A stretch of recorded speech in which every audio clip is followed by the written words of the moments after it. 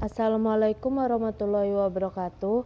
Kami dari kelompok 2 akan mempresentasikan hasil diskusi kami tentang aspek keperilakuan pada perencanaan laba dan penganggaran. Manajemen harus mengetahui maksud dalam penyusunan anggaran, yaitu memotivasi karyawan dan mengkoordinasi aktivitas untuk mendorong karyawan supaya bertanggung jawab terhadap penyusunan anggaran dan terhadap implementasi anggaran dalam mencapai tujuan organisasi yang efektif dan efisien. Nah, kita harus tahu dulu apa itu pengertian anggaran. Anggaran merupakan suatu rencana yang disusun secara sistematis yang meliputi seluruh kegiatan perusahaan dan dinyatakan dalam unit satuan moneter dan berlaku untuk jangka waktu periode mendatang. Sedangkan penganggaran adalah proses kegiatan yang menghasilkan anggaran sebagai hasil kerja serta proses kerja yang berkaitan dengan pelaksanaan fungsi-fungsi anggaran tersebut. Masuk kepada prosedur penyusunan anggaran. Di sini ada 3 tahapan dalam penyusunan anggaran. Yang pertama, penetapan tujuan. Yang kedua, implementasi. Yang ketiga, pengendalian dan evaluasi kerja. Yang pertama yaitu penetapan tujuan. Aspek keperilakuan yang harus diperhatikan yaitu seluruh aspek perencanaan seperti partisipasi, kesesuaian tujuan, dan koordinasi. Yang kedua, dalam implementasi, aspek keperilakuan yang harus diperhatikan yaitu komunikasi, kerjasama, dan koordinasi. Yang ketiga, pengendalian dan evaluasi kerja. Di sini yang perlu diperhatikan yaitu kebijakan sikap, tindakan manajemen dalam evaluasi kerja dan tindak lanjut oleh penyimpangan yang terjadi. Assalamualaikum warahmatullahi wabarakatuh. Baiklah, perkenalkan, nama saya Rivaldo. Akan melanjutkan materi dari Kak Wela, yaitu fungsi dari perencanaan laba dan anggaran. Anggaran merupakan rencana laba jangka pendek yang komprehensif yang membuat tujuan dan target manajemen dilaksanakan. Nah, anggaran ini merupakan alat manajerial yang memastikan pencapaian target organisasional dan memberikan pedoman yang rinci untuk operasi harian. Nah, dengan demikian, anggaran memiliki beberapa fungsi, yaitu yang pertama, anggaran merupakan hasil akhir dari suatu proses perencanaan perusahaan.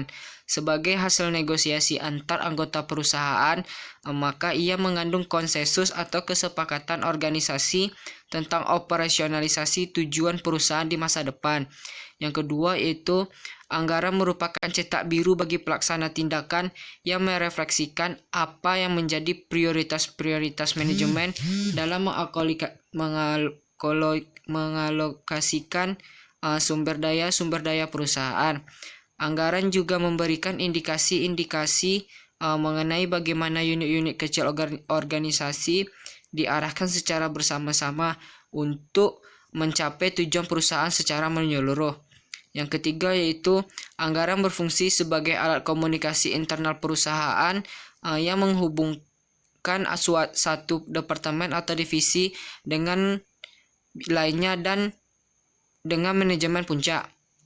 Yang keempat yaitu anggaran menyatakan sasaran dalam kriteria kinerja atau standar yang dapat diukur dan dibandingkan dengan hasil operasi yang dicapai.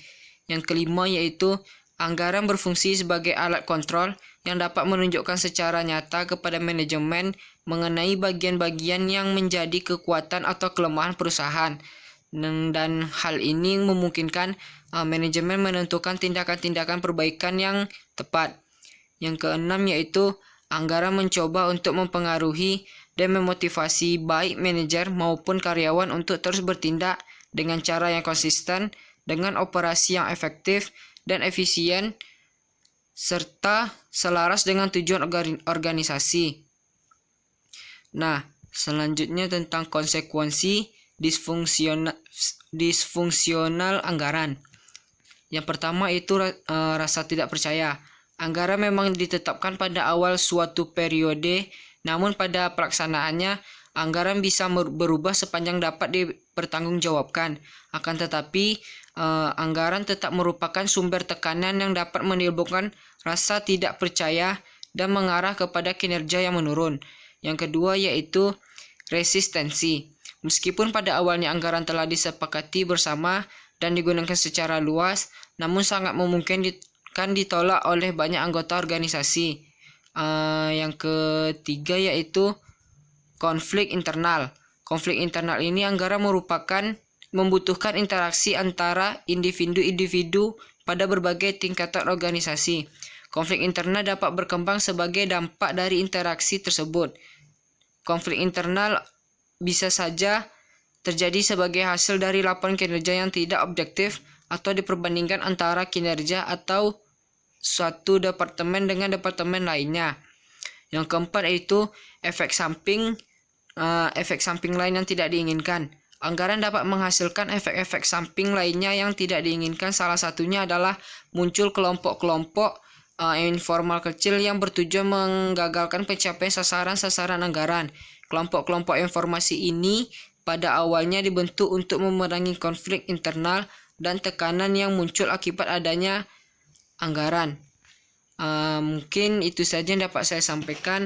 Akan dilanjutkan oleh rekan saya. Terima kasih. Assalamualaikum warahmatullahi wabarakatuh.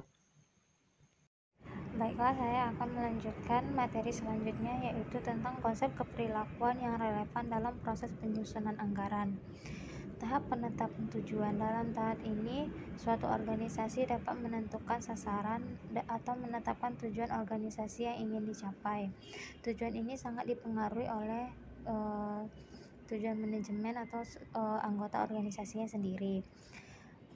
Dalam tahapan penetapan tujuan, ada masalah utama yang dijumpai, yaitu mencapai suatu tingkat keselarasan tujuan. Keselarasan terjadi ketika anggota organisasi memandang bahwa kebutuhan pribadinya dapat dipenuhi dengan mencapai tujuan organisasi.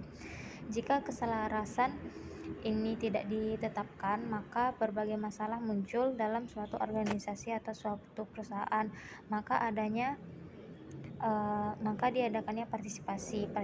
Partisipasi yaitu proses pengambilan keputusan bersama yang memiliki dampak masa depan terhadap pembuatnya. Adapun manfaat partisipasi yaitu satu, meningkatkan moral dan mendorong inisiatif yang besar pada suatu tingkat manajemen. Yang kedua, meningkatkan rasa kesatuan kelompok. Yang ketiga, meningkatkan kerjasama kelompok dalam penetapan tujuan yang ingin dicapai. Dalam partisipasi ada batasan dan permasalahan partisipasi itu sendiri. Tahap implementasi terbagi menjadi dua, yaitu pengomunikasian anggaran. Dalam hal ini, Direktur Perencanaan bertanggung jawab dalam pengimplementasian anggaran. Hal ini dicapai dengan mengkomunikasikan sasaran operasional yang dituju kepada orang-orang di tingkat organisasi yang lebih rendah. Yang kedua, kerjasama dan koordinasi. Implementasi anggaran yang berhasil membutuhkan kerjasama orang-orang. Koordinasi yaitu seni menggabungkan seluruh sumber daya organisasi secara efektif. Dari sudut keperilakuan, hal ini menggabungkan kesatuan dan sikap partisipasi organisasi untuk mencapai tujuan yang sama. Terakhir, tahap pengendalian dan evaluasi kerja. Dalam hal ini, laporan kinerja sangatlah penting untuk meningkatkan efisiensi organisasi dengan mengidentifikasikan sasaran yang harus direvisi untuk siklus perencanaan berikutnya agar tujuan organisasi perusahaan lebih meningkat. Demikianlah hasil diskusi kami. Mohon maaf jika ada kesalahan dan kekurangan. Assalamualaikum warahmatullahi wabarakatuh.